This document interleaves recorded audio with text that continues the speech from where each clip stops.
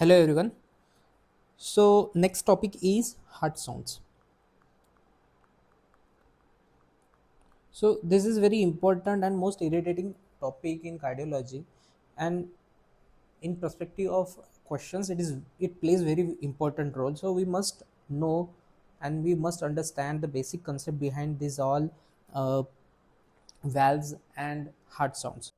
So before jumping to the heart sounds, I would like to explain the cardiac cycle in terms of a heart sound and revise it for you. So cardiac cycle start with the S1, that is closing of AV valve, followed by isovolumetric contraction. So here all valves are closed and it's a start of systole. Then from IVC to ejection click. Here aortic valve and pulmonary valve opens so that the systole can push blood to system, that is systemic circulation. After ejection click there is a S2. So S2 is closing of aortic valve and pulmonary valve. After S1, that is a closing of AV and a pulmonary valve, there is a IVR, that is isovolumetric relaxation. Here all valves are closed and cardiac muscle relaxes. From IVR, it is opening snap, that is opening of AV valves, that is mitral valve and tricuspid valve. Then comes S3 and S4. We will talk about this later. So suppose this is your heart, this is your four chamber heart. Okay, so this is your mitral valve, this is your septum, this is your tricuspid valve.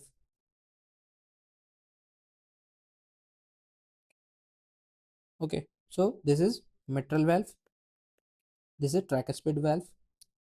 I will put the three valves so you can understand. Let's assume this is a aortic valve, this is your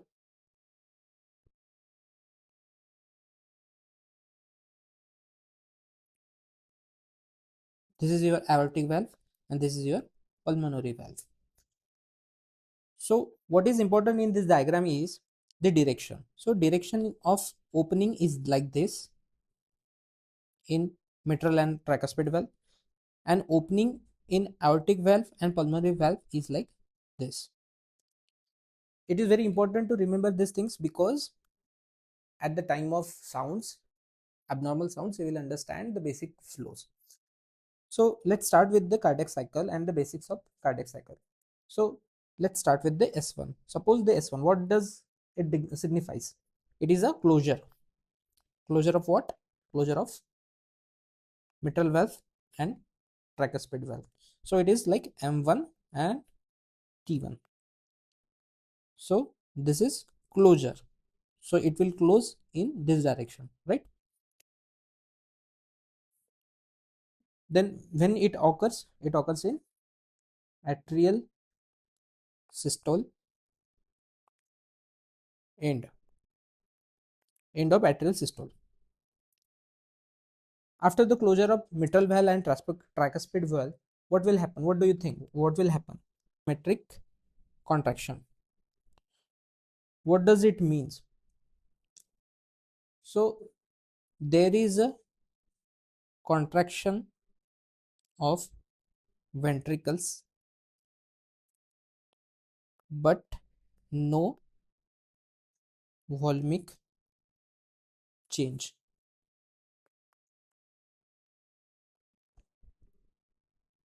Just assume that you are lifting a bucket filled with the water. So what will happen when you grab that bucket of water, and before lifting it, actually you make your muscle stiff to lift it? This is a contraction of muscle without volume change. So this is the isovolumetric contraction. Now after the isovolumetric contraction, there will be that point when you lift that bucket and there will be the volume change. So what is that thing? That is a contraction, that is a systole. So what will happen after that? Ejection click. Okay, so ejection click is what? Opening of aortic valve and pulmonary valve, that is A2 and P2. So I hope you remember that the tic tac bottle in your childhood. So that is like the this is the lead and you have to push it with your thumb. So there will be like the ejection click. So just remember that the opening of the aortic valve and pulmonary valve is known as a ejection click. So you can think about the valvular aortic stenosis, where there will be the loud AS, that is aortic stenosis, there will be the loud ejection click. Okay, so just remember this. What is the ejection click? Next, S2. So S2 is aortic valve and pulmonary valve closure.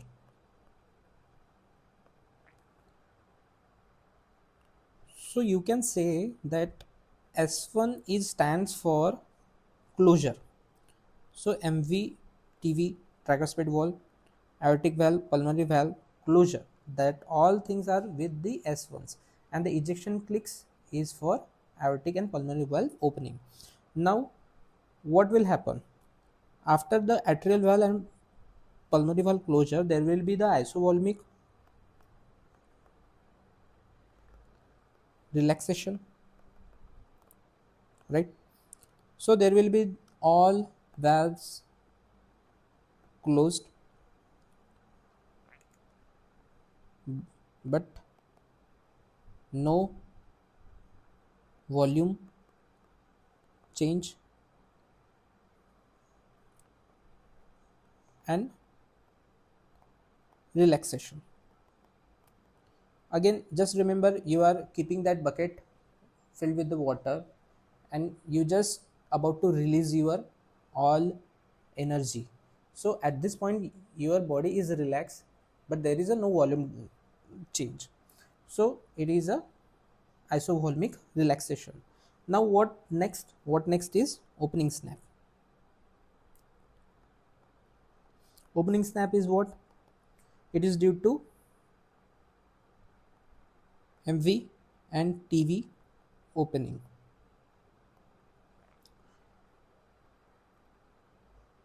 So it will happen at the end of isovolumetric relaxation. So everything is relaxed and there is a opening of mitral valve and tricuspid valve. So I hope you understand that there is a S1 and S2. S1 is for closure of mitral valve. S2 is for aortic valve and pulmonary valve closure. Ejection click, that is a tic tac bottle. There is a loud opening, so it is a ejection click. Opening snap is a mitral valve and tricuspid valve opening, that is at the end of isovolumic relaxation. Now protodiastole. What is protodiastole? Protodiastole. So there is a short period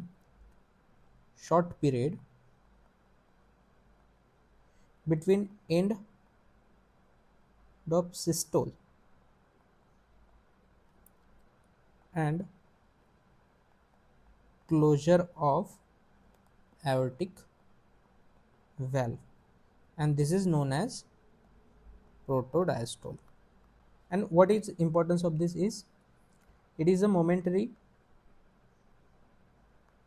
period of least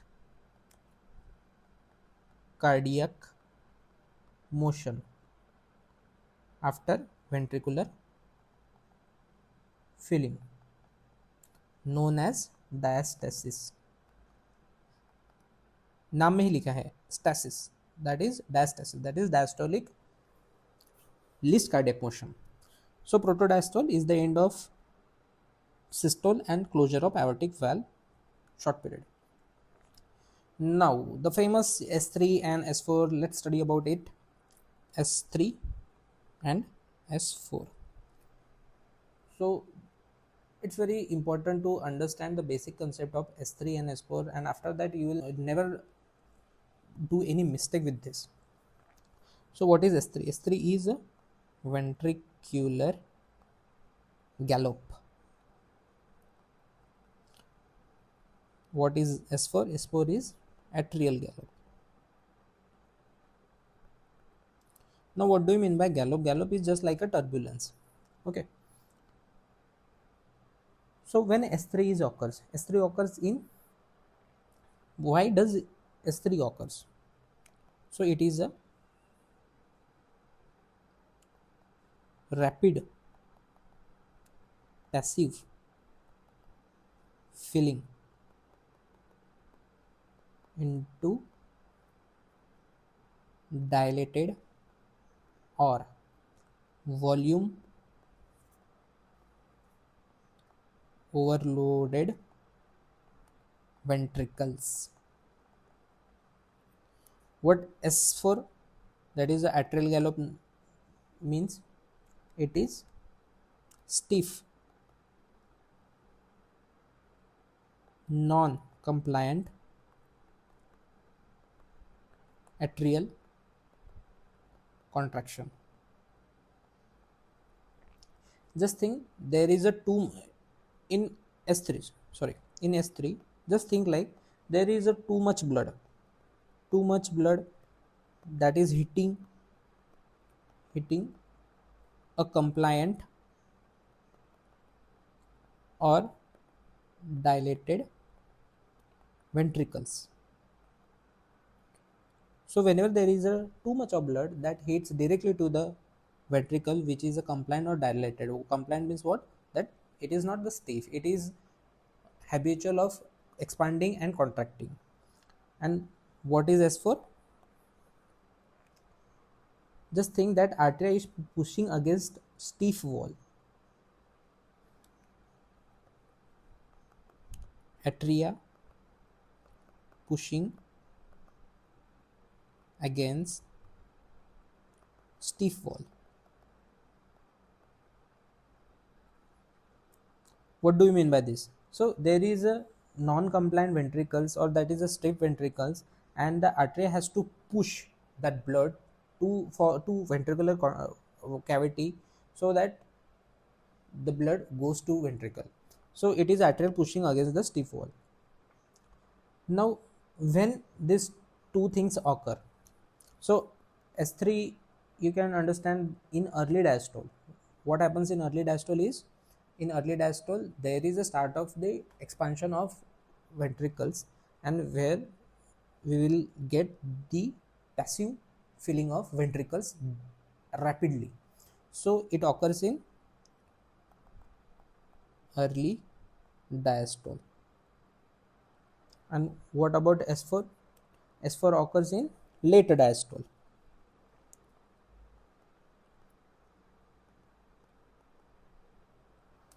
Okay, when there is a last amount of blood that has to be pushed to the ventricle and atrial contracts by very hard for a non-compliant ventricles, so it will create a turbulence that is called as atrial gallop. So I hope you have understand the S3 and S4. So again, S3 is volume overload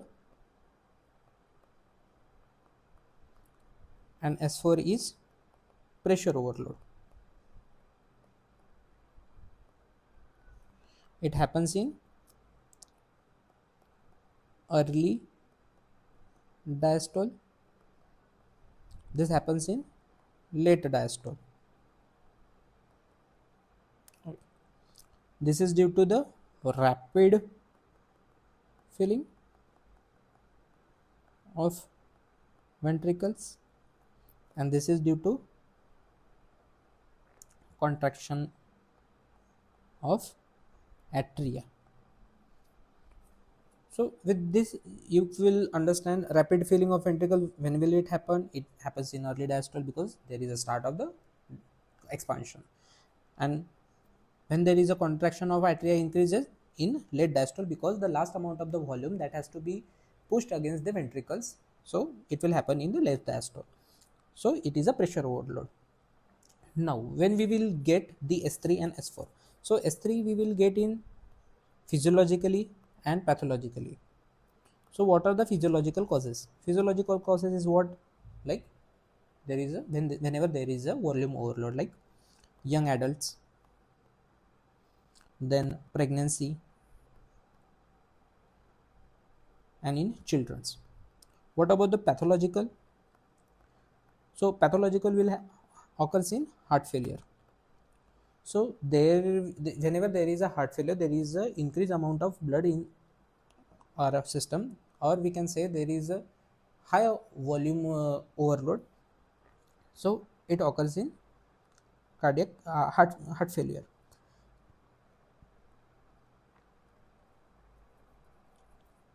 So what is the main pathophysiology behind is there is a dilated ventricle and plus increased volume. So there is a turbulence.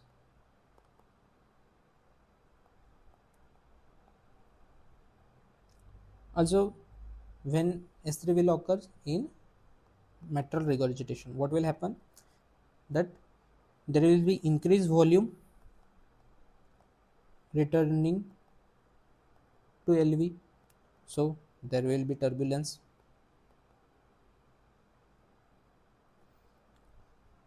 Any high output states, high output state, that is anemia and thyrotoxicosis.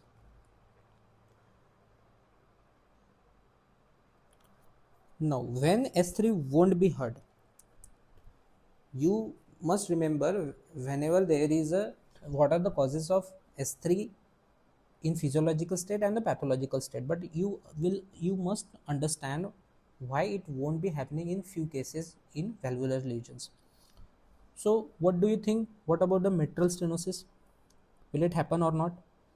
No, there will be no ms sorry there will be no S3 in ms. Now what about the aortic stenosis? Do you think that aortic stenosis will be having ms? No. Why it is not there? Because aortic stenosis is like there is difficulty in opening aortic valve. So there is no volume overload at these conditions. So there will be no S3 in ms and as because there is no rapid filling. Let's jump to the S4. What S4 stands for? Atrial gallop. और हमने क्या सोचा था कि there is a contraction against pressure. This will occur in late diastole. I hope you remember why it occurs in the late diastole. So what are the conditions where we get the S4? The first one is aortic stenosis. What will happen in aortic stenosis is there is a more pressure required to open aortic valve, right? So if more pressure is required, what will happen? The left ventricle will be hypertrophied.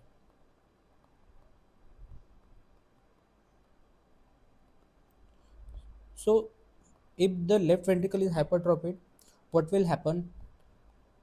At the end of diastole, right at left atrial has to push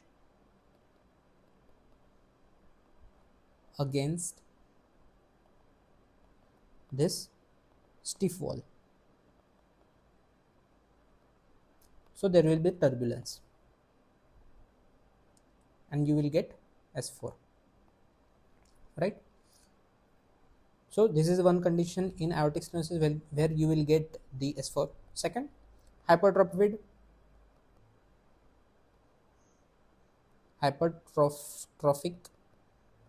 cardiomyopathy.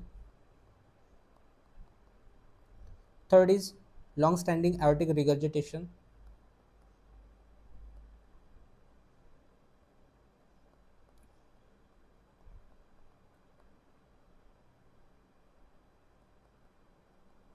Here also the LV gets hypertrophy because there is a lot of blood coming to the LV and LV has to push that blood again and again against the pressure. So there will be the hypertrophy. So you can say that whenever there is a hypertrophy of left ventricle, S4 can be heard.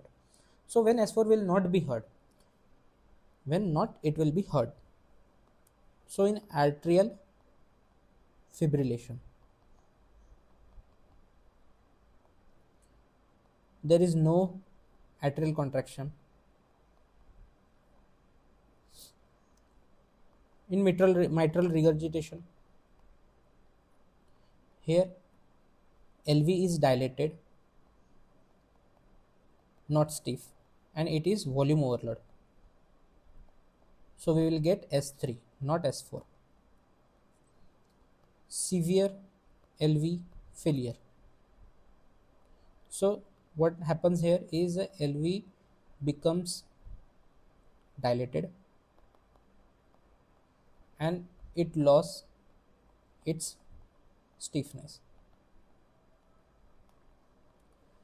Okay, so these are the basic concept behind the S3 and S4. I hope you will understand this and you will remember throughout your journey, so that next time whenever there is a mention of S3 and S4, you will understand if they mention the S3, then it is a volume overload.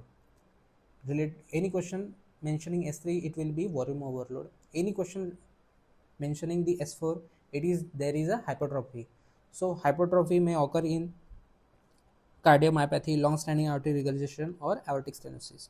What about S3? S3 will be the pathological. If they are asking in terms of the pathological, then there might be the dilated ventricles and increased volume, like heart failure, mitral regurgitations, and high output states.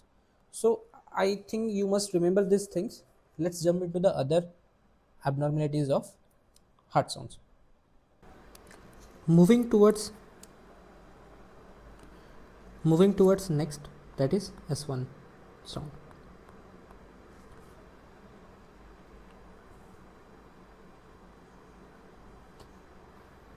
As previously studied, S1 is closure of AV valve, that is M1 and T1,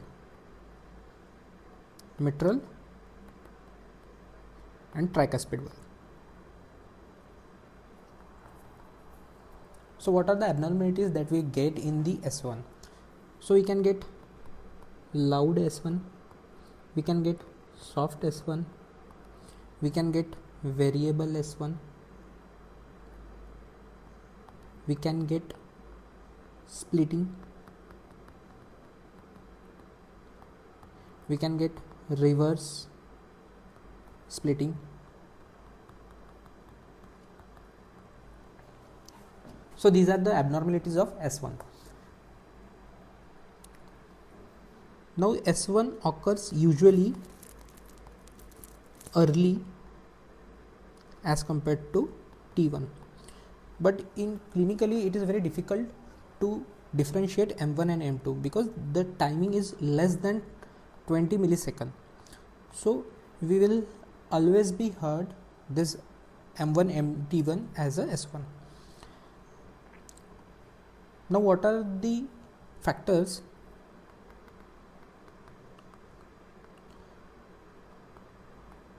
that determines S1 intensity. So the first one is the position. Suppose this is the position of mitral valve and this is the position of mitral valve in second case. This is the first case and this is the second case. So what do you think that moving from here to here will produce a loud sound, or moving from here to here produce more loud sound? So I hope the position, the farther the position, the louder be the sound. Okay, so the position is one of the factor that will place the intensity of S1. Then valve mobility.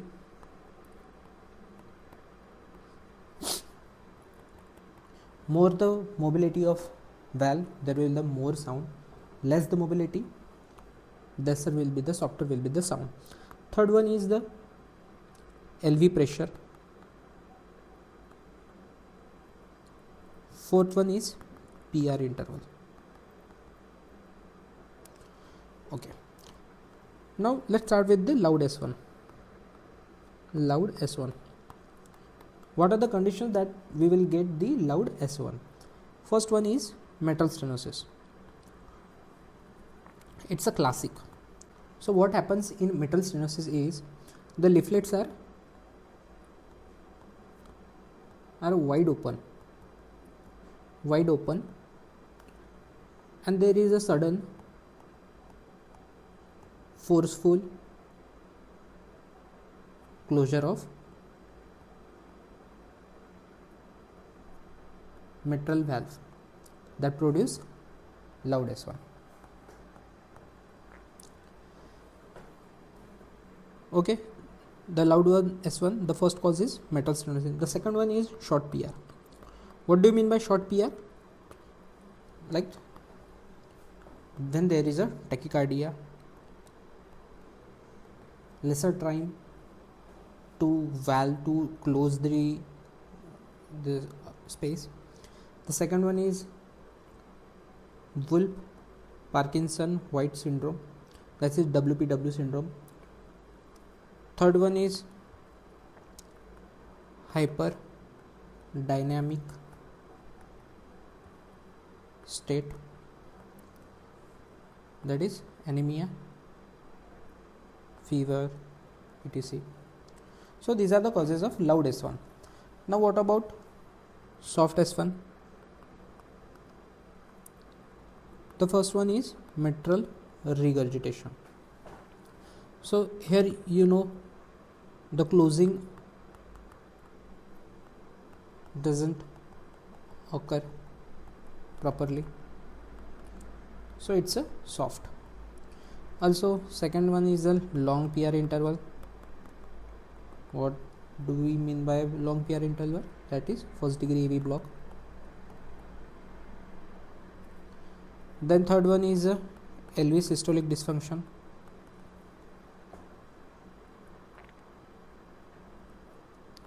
There is a reduced force or pressure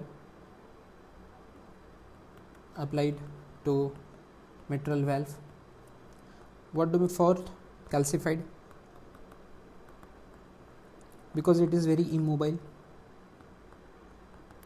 So here we get the S1.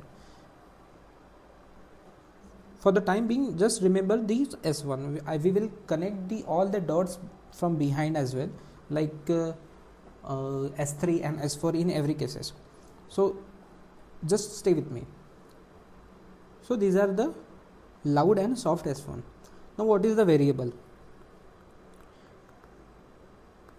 We can heard variable S1 in atrial fibrillation. Why? Because there is a variable diastolic filling.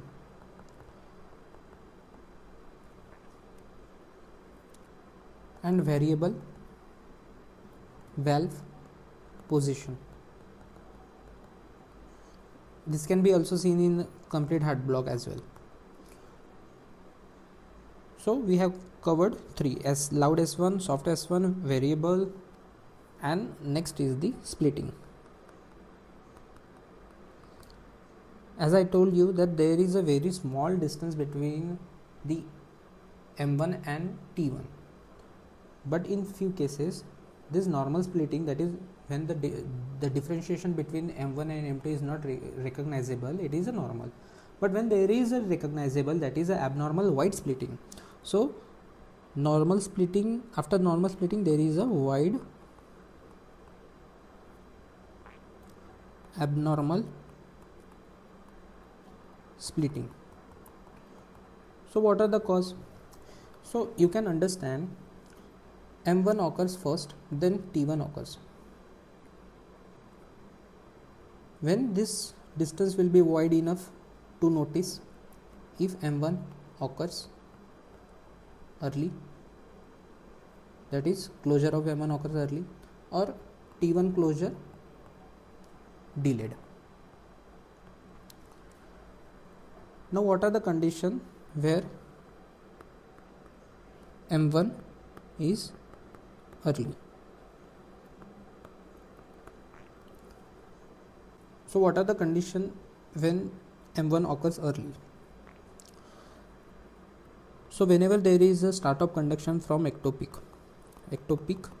LV, there is a early start of closure, LV spacing, and sometimes Epstein anomaly. So what are the conditions when there is a T1 delayed? The first one is RBBB pattern, right bundle branch block. Please refer the previous videos where I have explained very well about the LBB and RBB. The second with tricuspid stenosis. Whenever there is a stenosis, it will take a longer time to close the tricuspid valve. Then RA myoma. These are the three conditions where there is a delayed T1. So we can get the wide abnormal splitting. Now this is the wide abnormal splitting. What about the reverse splitting?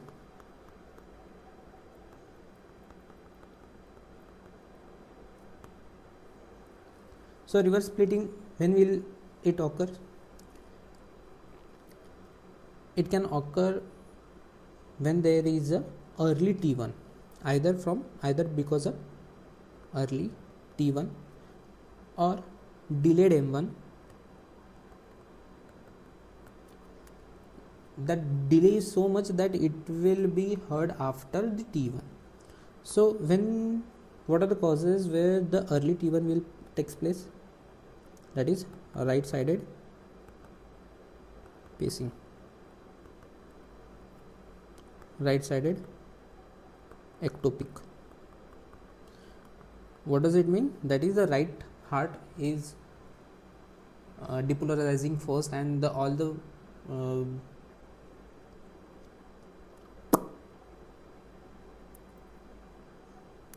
what do you mean by right heart spacing? That means the right heart activation starts early as compared to the left one. So there is a closure of a tricuspid wall earlier than mitral valve. So what are the causes of delayed mitral valve closure? The first one is LBB pattern. The second one is mitral stenosis, and third one is LA myxoma. So these are the reverse splitting.